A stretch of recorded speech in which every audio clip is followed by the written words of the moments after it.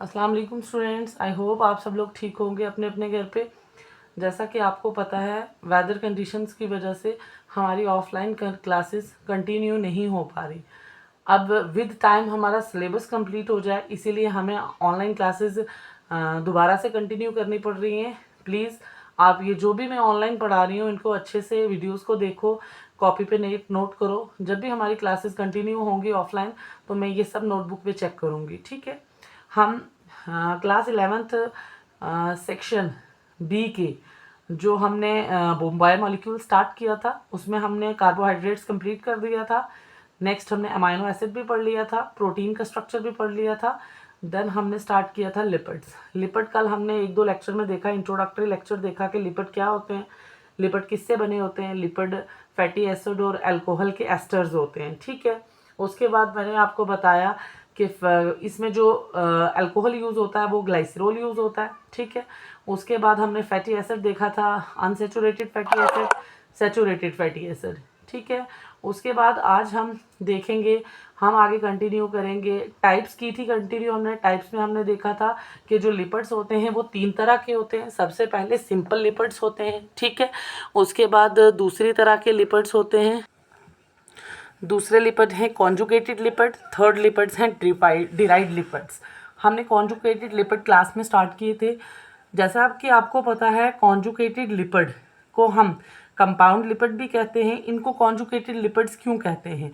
इनको conjugated lipids हम इसलिए कहते हैं क्योंकि ये lipid as well as non lipid part से मिलके बनता है, ठीक है।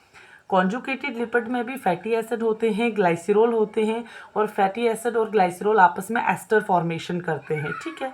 उसके बाद एस्टर फॉर्मेशन कैसे होती है मैंने आपको बता दिया था। जब हम ग्लाइसरॉल के हाइड्रोक्सिल ग्रुप को रिमूव करके वहाँ पे फैटी एसिड को ऐड करते हैं, तब हम किस चीज़ की फॉर्मेशन करते हैं? एस्टर की फॉर्मेशन करते हैं। एस्टर कैसे बनता है? एस्टर एक कंडेंसेशन रिएक्शन है जो वाटर के रिमूवल से बनती है, ठीक है। उसके बाद हमने देखा था कि जो कॉन्जुगेटेड लिपिड हैं उनमें फैटी एसिड और ग्लाइसरॉल के अलावा एक और एडिशनल ग्रुप प्रेजेंट होता है जिसे हम फॉस्फेट ग्रुप कहते हैं, ठीक है। फॉस्फेट का फॉर्मूला है H3PO4। इसको हम ऐसे भी लिखते हैं P double bond OH OH OH, ठीक है। ये एक फॉस्फोरिक एसिड है। अब हम जब फॉस्फोरिक एसिड या फॉस्फेट ग्रुप बी लिपिड में फैटी एसिड और ग्लाइसरॉल में ऐड करते हैं तो उसे हम क्या कहते हैं? कॉन्जुगेटेड लिपिड कहते हैं, ठीक है। एग्जाम्पल हमने आपकी एनसीईआरटी में जो दी है वो है फॉस्फोलिपिड। फॉस्फोलिपिड में हमने लेसिथिन का स्ट्रक्चर भी देखा है। लेसिथिन कहाँ प्रेजेंट होती है? लेसिथिन जो हमारे लंग्स में एल्वियोलाई, आपने देखा होगा लंग्स की एल्वियोलाई की मेम्ब्रेन में लेसिथिन प्रेजेंट होता है, ठीक है। अब हम फॉस्फोलिपिड का और लेसिथिन दोनों का स्ट्रक्चर देखेंगे, बनता कैसे है, ठीक है। ये ग्लाइसरॉल है। ग्लाइसरॉल 3 कार्बन होंगे इसमें। इसका एक और नाम है जिसको हम कहते हैं ट्राईहाइड्रोक्सी प्रोपेन। क्यों कहा इसे ट्राईहाइड्रोक्सी प्रोपेन? क्योंकि इसमें 3 कार्बन एटम प्रेजेंट हैं, ठीक है। प्रोपेन आपको पता है, हम 2 के लिए लगाते हैं डाई, 3 के लिए ट्राई या प्रो, टेट्रा, पेंटा 5 के लिए, हेक्सा 6 के लिए, हेप्टा 7 के लिए। वैसे ही प्रोपेन, एल्केन में आपने सुना होगा alkane, alkene, alkyne, sorry alkane, alkene, alkyne का यहाँ कंसेप्ट नहीं है। प्रोपेन 3 कार्बन की चेन को हम क्या कहते हैं? प्रोपेन कहते हैं। तो यहाँ 3 कार्बन की चेन है इसीलिए प्रोपेन यूज हुआ। इथेन जब 2 कार्बन की चेन होगी, जब 1 कार्बन है तो हम उसको मीथेन कहेंगे, ठीक है। अब 3 कार्बन के साथ क्या अटैच है? 3 हाइड्रोक्सिल ग्रुप अटैच हैं, इसीलिए कहा ट्राई हाइड्रोक्सी प्रोपेन, मतलब 3 हाइड्रोक्सिल ग्रुप प्रेजेंट हैं प्रोपेन के साथ, ठीक है। ये एक ग्लाइसरॉल का स्ट्रक्चर है।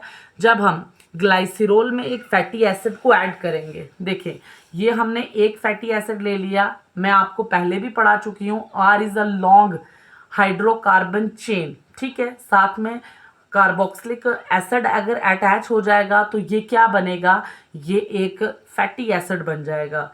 फैटी एसिड में पाल्मिटिक एसिड का स्ट्रक्चर मैंने आपको बताया, स्टीरिक एसिड का स्ट्रक्चर बताया मैंने आपको, ओलिक एसिड का स्ट्रक्चर बताया, लिनोलिक एसिड का स्ट्रक्चर बताया, एराकिडोनिक एसिड का स्ट्रक्चर बताया। ये सब क्या है, ये फैटी एसिड है। ठीक है, फैटी एसिड में और एक लंबी सी हाइड्रोकार्बन की चेन है जिसमें 17, 18, 19, 20 कार्बन एटम प्रेजेंट होते हैं। ठीक है, और साथ में COOH क्या है, एक कार्बोक्सिलिक ग्रुप अटैच होता है। ठीक है, अब हम जब एस्टर कैसे बनाते हैं, एक हमने ग्लाइसिरोल ले लिया और साथ में हमने एक फैटी एसिड ले लिया।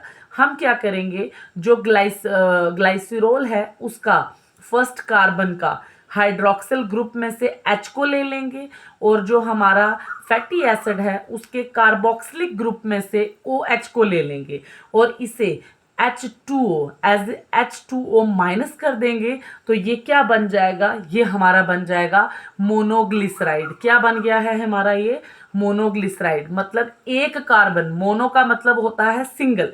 जब एक फैटी एसिड अटैच है ग्लाइसिरोल के साथ तो उसे हम क्या कहेंगे, मोनोग्लिसराइड। मैं पहले आपको मोनोग्लिसराइड की फॉर्मेशन बता चुकी हूँ। ठीक है, अब हम क्या करेंगे, इसी तरीके से जो हमारा ग्लाइसिरोल है, ग्लाइसिरोल का जो सेकंड कार्बन है, सेंटर वाला कार्बन है, उस पे से भी हम क्या करेंगे, हाइड्रोक्सिल ग्रुप में से H को निकालेंगे और एक और हम क्या लेंगे, फैटी एसिड, और उसके OH को दोनों को एज वाटर माइनस कर देंगे और यहाँ पे भी क्या, सेकंड सेंटर कार्बन में भी किसको ऐड कर देंगे, हम एक फैटी एसिड को ऐड कर देंगे। तो ये क्या बन जाएगा, डाइग्लिसराइड बन जाएगा। ठीक है, अब हम क्या करेंगे, इस डाइग्लिसराइड में हम जो थर्ड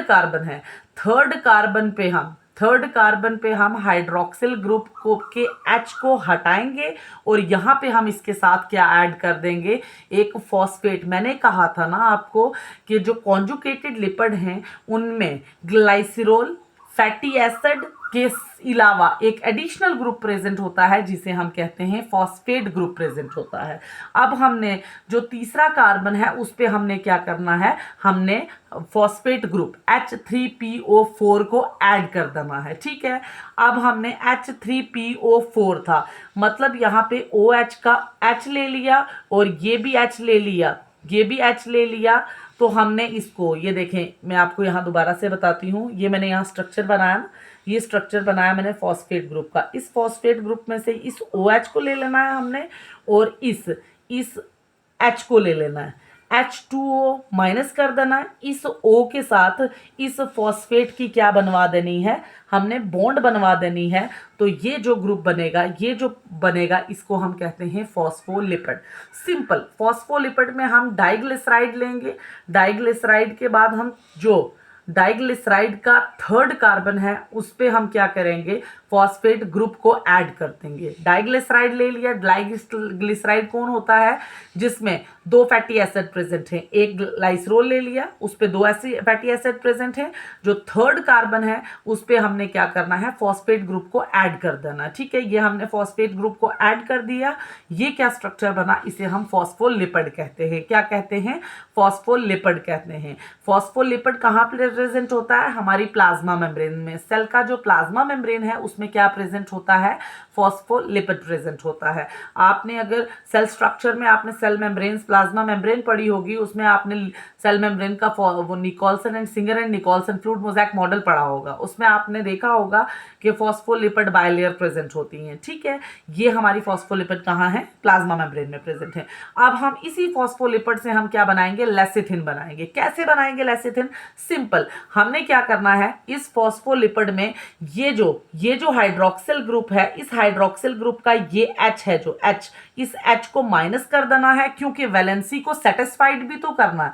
अगर हम इस H को माइनस नहीं करते और यहाँ पे कॉलिन ग्रुप को ऐड कर देते हैं, लेकिन ऑक्सीजन की वैलेंसी तो 2 होती है और ऑक्सीजन को अपना ऑक्टेट कंप्लीट करने के लिए सिर्फ 2 इलेक्ट्रॉन, मतलब ये 2 एटम के साथ बॉन्ड बना सकता है। ठीक है, 2 के से ज्यादा नहीं बना सकता।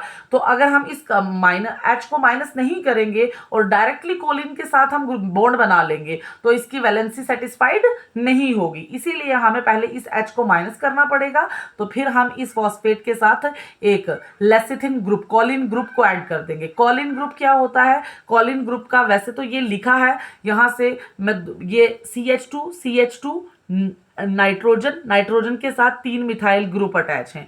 इस ग्रुप को क्या कहा जाता है? इस ग्रुप को हमारा कॉलिन ग्रुप कहा जाता है। अब हम क्या करेंगे, इस कॉलिन ग्रुप को उठा के कहाँ डाल देंगे? हम फॉस्फेट ग्रुप के साथ अटैच कर देंगे, बॉन्ड बनवा देंगे। तो ये जो पूरा स्ट्रक्चर बना, इसे हमने क्या कहा? लेसिथिन कहा। लेसिथिन में क्या क्या चीजें प्रेजेंट होती हैं? लेसिथिन में एक ग्लाइसिरोल प्रेजेंट है, ठीक है, ट्राईहाइड्रोक्सी प्रोपेन एक ग्लाइसिरोल प्रेजेंट है, 2 फैटी एसिड प्रेजेंट है, ठीक है, 2 फैटी एसिड प्रेजेंट है, एक फॉस्फेट ग्रुप प्रेजेंट है, एक कॉलिन ग्रुप प्रेजेंट है। इस पूरे स्ट्रक्चर को क्या कह दिया हमने? इसको हमने लेसिथिन कह दिया, ठीक है। लेसिथिन में देख लें, अगर कभी एग्जाम में क्वेश्चन आ जाता है कि लेसिथिन किस चीज से बना होता है, लेसिथिन में ग्लाइसिरोल प्रेजेंट है, 2 फैटी एसिड प्रेजेंट है जो ग्लाइसिरोल के साथ एस्टर बना रहे हैं। ये देखें, ये 2 फैटी एसिड ग्लाइसिरोल के साथ क्या फॉर्मेशन कर रहे हैं? एस्टर फॉर्मेशन कर रहे हैं। उसके बाद एक फॉस्फेट ग्रुप प्रेजेंट है और एक nitrogen containing Colin group. Colin group में क्या प्रेजेंट होता है? नाइट्रोजन प्रेजेंट होता है। नाइट्रोजन कंटेनिंग क्या प्रेजेंट है? कॉलिन ग्रुप प्रेजेंट है, ठीक है। ये था हमारा कॉन्जुगेटेड लिपिड, जिसमें एग्जाम्पल है किस चीज की? फॉस्फोलिपिड की एग्जाम्पल है। अब ये वही लेसिथिन का मैंने बताया, लेसिथिन कहाँ प्रेजेंट होता है? ये सरफेक्टेंट में प्रेजेंट होता है। अब ये सरफेक्टेंट कहाँ प्रेजेंट होगा? सरफेक्टेंट हमारे जो लंग्स होते हैं ना, लंग्स में एल्वियोलाई प्रेजेंट होते हैं ना, ग्रेप लाइक स्ट्रक्चर प्रेजेंट होते हैं जहाँ पे एक्सचेंज ऑफ गैसेस होती है। वहाँ एल्वियोलाई के अंदर क्या प्रेजेंट होता है? सरफेक्टेंट प्रेजेंट होता है। सरफेक्टेंट का काम क्या होता है? ये हमारे एल्वियोलाई को कलैप्स नहीं होने देता, मतलब श्रिंक नहीं होने देता। जब हमारे एल्वियोलाई में एयर कम होगी या एयर की एब्सेंस होगी, एयर की एब्सेंस में हमारे जो एल्वियोलाई होते हैं वो कलैप्स नहीं होते हैं। क्यों? क्योंकि हमारे वहाँ पे एक प्रेजेंट है सरफेक्टेंट, जो सरफेक्टेंट उनको कलैप्स नहीं होने देता, प्रिवेंट करता है उनकी कलैप्सिंग, ठीक है। उसके अलावा लेसिथिन कहाँ प्रेजेंट होता है? ये बाइल जूस जो होता है ना, उसमें भी प्रेजेंट होता है, बाइल जूस में प्रेजेंट होता है। बाइल जूस आपको पता है कहाँ? हमारा लीवर बनाता है बाइल जूस और गाल ब्लैडर में स्टोर करता है। और बाइल जूस का काम क्या होता है? फैट की इमल्सिफिकेशन करना। ये लेसिथिन बाइल जूस में भी प्रेजेंट होता है, ठीक है। उसके अलावा अब हम थर्ड टाइप देखते हैं लिपिड की, जिसे हम डिराइव्ड लिपिड्स कहते हैं, ठीक है। डिराइव्ड लिपिड का मतलब कि ये एग्जैक्ट लिपिड जैसे नहीं होते, लेकिन इनका कोई भी स्ट्रक्चर लिपिड की तरह नहीं होता, लेकिन इनकी प्रॉपर्टीज लिपिड जैसी होती हैं, इसीलिए इनको हम क्या कहते हैं? डिराइव्ड लिपिड्स कहते हैं, ठीक है। ये देखें, डिराइव्ड लिपिड में एग्जाम्पल है स्टीरॉइड्स, ठीक है। स्टीरॉइड्स को हम डिराइव्ड लिपिड्स कहते हैं। डिराइव्ड जो ये स्टीरॉइड्स होते हैं, इनमें ना तो फैटी एसिड होता है, ना तो ग्लाइसिरोल होता है, ना तो ये एस्टर बनाते हैं। बस ये क्या करते हैं? लिपिड की तरह क्या हो जाते हैं? इनकी प्रॉपर्टी जो होती है वो लिपिड की तरह होती है, मतलब ये लिपिड की तरह वाटर में सॉल्युबल नहीं होते हैं, इसीलिए इनको हम क्या कहते हैं? डिराइव्ड लिपिड्स कहते हैं। ये एस्टर नहीं बनाते हैं, ना तो ये जो स्टीरॉइड्स एक एग्जाम्पल है डिराइव्ड लिपिड की, ये एस्टर की फॉर्मेशन नहीं करते हैं, इनमें फैटी एसिड प्रेजेंट नहीं होते हैं। इनका सिर्फ इतना काम होता है कि ये लिपिड की तरह वाटर में सॉल्युबल नहीं होते, इनसॉल्युबल होते हैं। ये लिपिड की तरह प्रॉपर्टीज़ को शो करते हैं, इसीलिए इनको हम कह देते हैं कि ये क्या है? डिराइव्ड लिपिड्स हैं, ठीक है। Steroid contain 4 fuse ring. अब स्टीरॉइड 2 तरह के होते हैं, स्टीरोल, स्टीरोन। स्टीरोल कौन से होते हैं? जिनमें हाइड्रोक्सिल ग्रुप प्रेजेंट होता है रिंग के साथ। सिंपल, ये जो डिराइव्ड लिपिड्स हैं ना, ये जो स्टीरॉइड्स हैं, इनमें 4 फ्यूज रिंग होती हैं। आपके एनसीईआरटी में कोलेस्ट्रॉल का स्ट्रक्चर है, मैं अभी आपको कोलेस्ट्रॉल का स्ट्रक्चर बताऊंगी। उसमें 4 हेक्सा मतलब 4 6 मेंबर्ड रिंग फ्यूज्ड होती हैं, ठीक है। अब स्टीरॉइड 2 तरह के, स्टीरोल, स्टीरोन। अब स्टीरोल में क्या होता है कि जो रिंग होती है ना, रिंग के साथ हाइड्रोक्सिल OH ग्रुप एसोसिएट होगा। OH group alcoholic group associate होगा, जैसे कोलेस्ट्रॉल है। लेकिन जो हमारे स्टीरोन हैं उनमें OH ग्रुप नहीं, बल्कि डबल बॉन्ड O प्रेजेंट होता है, ठीक है। मतलब कीटोनिक ग्रुप प्रेजेंट होता है, C double bond O group, ketonic group attached होगा रिंग के साथ। एग्जाम्पल है testosterone, aldosterone, progesterone, male and female sex hormone, ठीक है। अब हमारी एनसीईआरटी में एक कोलेस्ट्रॉल का स्ट्रक्चर डिटेल में है, हम कोलेस्ट्रॉल को के स्ट्रक्चर को अच्छे तरीके से देखते हैं, ठीक है। चलें, ये कोलेस्ट्रॉल का स्ट्रक्चर है। सिंपल, कोलेस्ट्रॉल में आपने क्या करना है? 4 फ्यूज्ड रिंग ले लेनी है, ठीक है। 4 फ्यूज्ड रिंग ले लेनी है। उसके बाद मैं आपको कोशिश करती हूँ ड्रा करके दिखाने की। अगर बोर्ड पे ड्रा होता तो ज़्यादा अच्छे से समझ आता, फिर भी मैं आपको ये एक पेज ले लेती हूँ, इस पर मैं ड्रा करने की कोशिश करूँगी। हमने सिंपल क्या लेना है, बिल्कुल जब आपने कोलेस्ट्रॉल का स्ट्रक्चर बनाना है आपने सिंपल पहले एक 6 मेंबर्ड रिंग को ड्रा करना है। कर लिया ड्रा। इसके साथ यहाँ ऊपर की तरफ साथ ही एक और फ्यूज्ड रिंग ड्रा करनी है। फ्यूज मतलब जुड़ी हुई। 2 रिंग ड्रा कर ली। अब 2 और ड्रा करनी है, लेकिन इसके ऊपर वाली तरफ, इस तरफ कर ली ड्रा।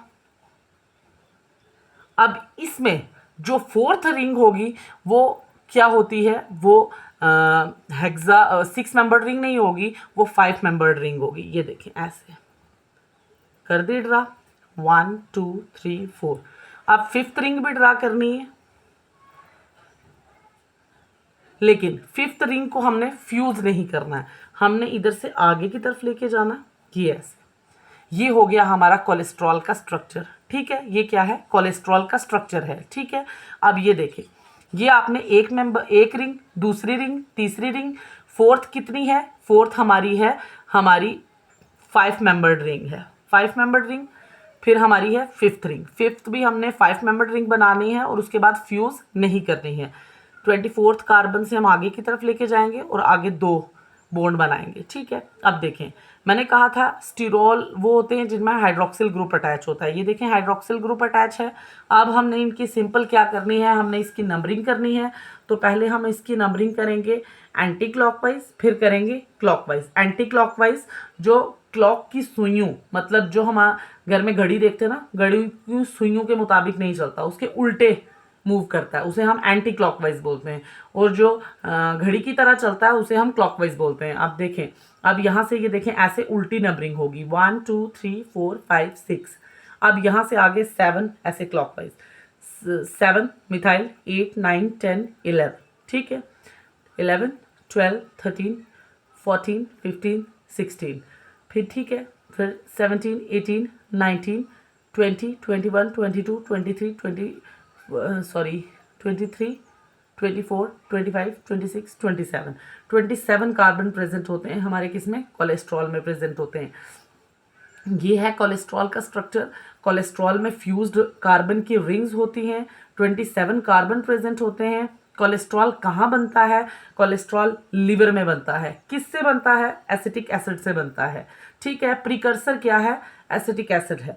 ठीक है, जैसे हमारी प्रोटीन किससे बनती है, हमारी प्रोटीन बनती है अमाइनो एसिड से, वैसे ही हमारा कोलेस्ट्रॉल किससे बनता है, एसिटिक एसिड से बनता है। कहाँ बनता है, लिवर में बनता है। ठीक है, उसके बाद कोलेस्ट्रॉल सबसे एबंडेंट स्टीरॉइड है जो कहाँ प्रेजेंट होता है, किसी भी एनिमल टिश्यू में।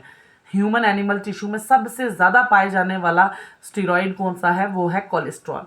ये कहाँ पे बनता है वो मैं बता चुकी हूँ आपको, लिवर में।